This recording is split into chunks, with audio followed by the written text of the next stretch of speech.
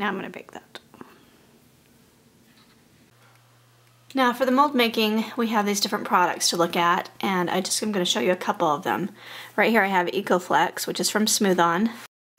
Just like that. So I'm going to do the same kind of cut on the outer part of the box here, and again here to make it wrap around. Alright, so that's our box all glued together now. The outside is not pretty, it doesn't need to be pretty. This is just going to go in the garbage eventually anyway.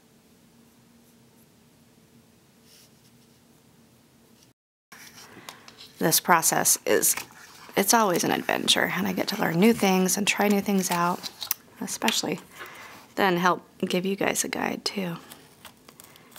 And the more we share with each other, the better we can get these processes to be. The silicone doesn't have any bubbles in it though. Looks great.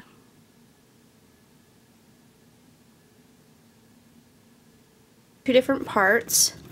When I was first working with Jack, his son Jared would just add the colorants to the part A. It's really not hard to do at all. It's just kind of a pain to deal with all the hardware, really. Alright, and our pieces are inside, and now they're ready to be taken out. So that's how you use a pressure pot. Well, this is what happens if you pull it out too soon, I guess. We'll see. Aww. She turned out perfect. Look at that. I mean, she'll definitely need to have a little trim.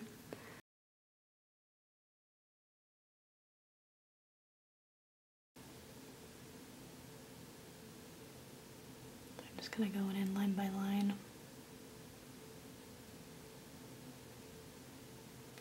Makes a very subtle difference.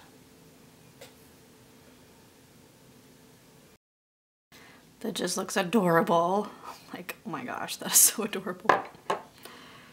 Alright, so then I'm going to take this and just cut it off.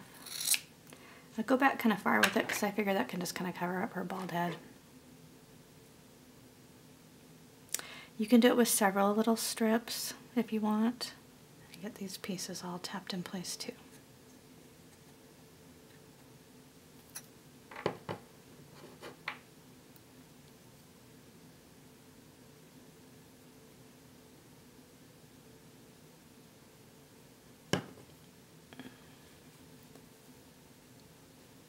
So just behind the ear, I'm going to get that in place good.